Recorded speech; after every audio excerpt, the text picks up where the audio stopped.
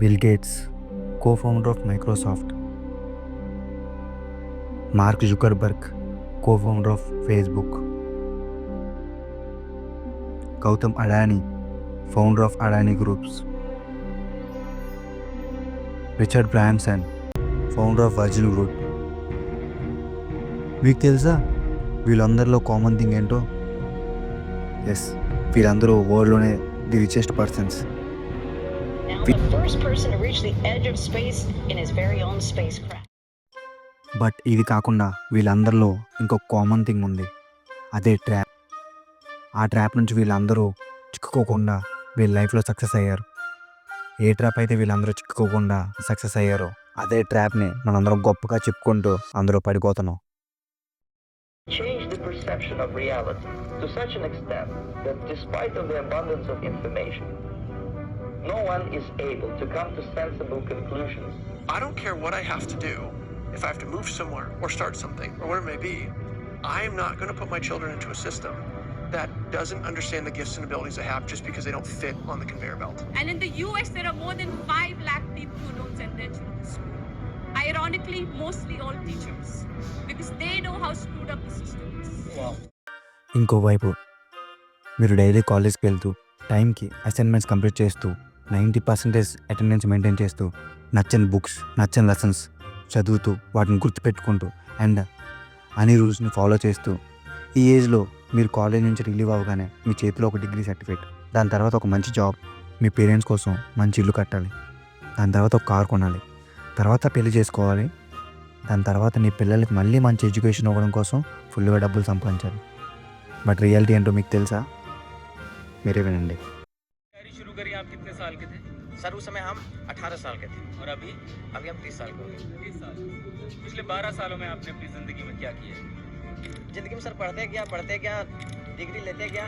मैंने 3 सब्जेक्ट में post graduate किया, बीएड किया सर, सीटेट क्वालिफाइड है, नेट क्वालिफाइड है सर।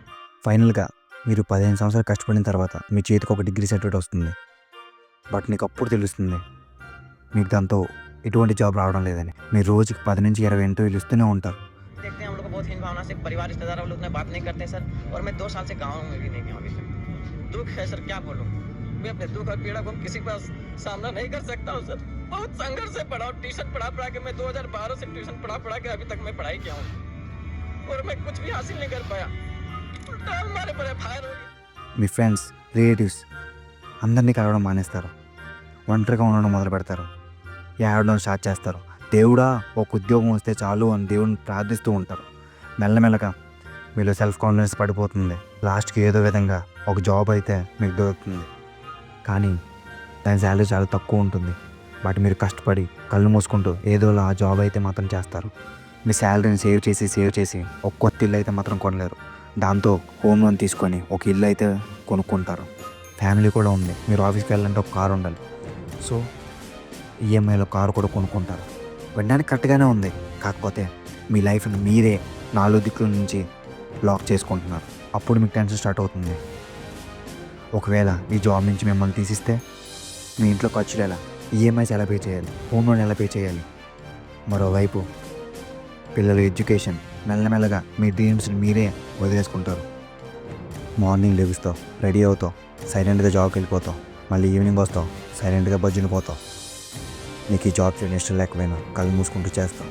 కానీ ఒక రోజు వస్తుంది, ఆ రోజు ఈ లైఫ్ మీకు నార్మల్గా కనిపించడం స్టార్ట్ అవుతుంది. అంత రొటీన్, మెల్లమెల్లగా ఈ పని చేస్తేనే ముసలోడు అయిపోతాం. అప్పుడు మీకు అనిపిస్తుంది, మేబీ నేను నా లైఫ్లో నేను అన్లక్కీ ఏమో, అందుకే నేను నా లైఫ్లో పెద్దగా గొప్పగా ఏమీ చేయలేకపోయాను, ఎందుకంటే నేను చాలా కష్టపడ్డాను. బట్ ద రియాలిటీ ఇది కాదు, ఇంకేదో ఉంది ఫ్రెండ్స్. అది ఇప్పుడు వరకు మీకు తెలియకుండా దాచిపెట్టి ఉంది. The gang of 9 got together, I think it was, and decided this is what people should. Stresses, more big buildings, right? Makes us look grander. The people who built the schools were consciously aiming at eradicating the will of the students who were part of the system because they wanted them to be obedient. The entire purpose of a big university is to give you a foundation to fail, not a foundation to get ahead. A education system అయితే మీరు చిన్నప్పటి నుంచి కళ్ళు మూసుకొని follow అవుతున్నారో ఆ education system తయారు చేసింది మీరు ఫెయిల్ అవ్వడం కోసం. ఎడ్యుకేషన్ సిస్టమ్ తయారు చేసింది మీరు కేవలం ఒక నిజాయితీ గల ఫ్యాక్టరీ వర్కర్గా ఉండటం కోసం మాత్రమే.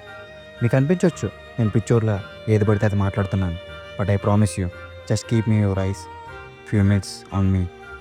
దాని తర్వాత మీకే మొత్తం ట్రాప్ క్లియర్గా అర్థమవుతుంది. అదేంటో తెలుసుకోవాలందా? Wait for the part 2 and subscribe me.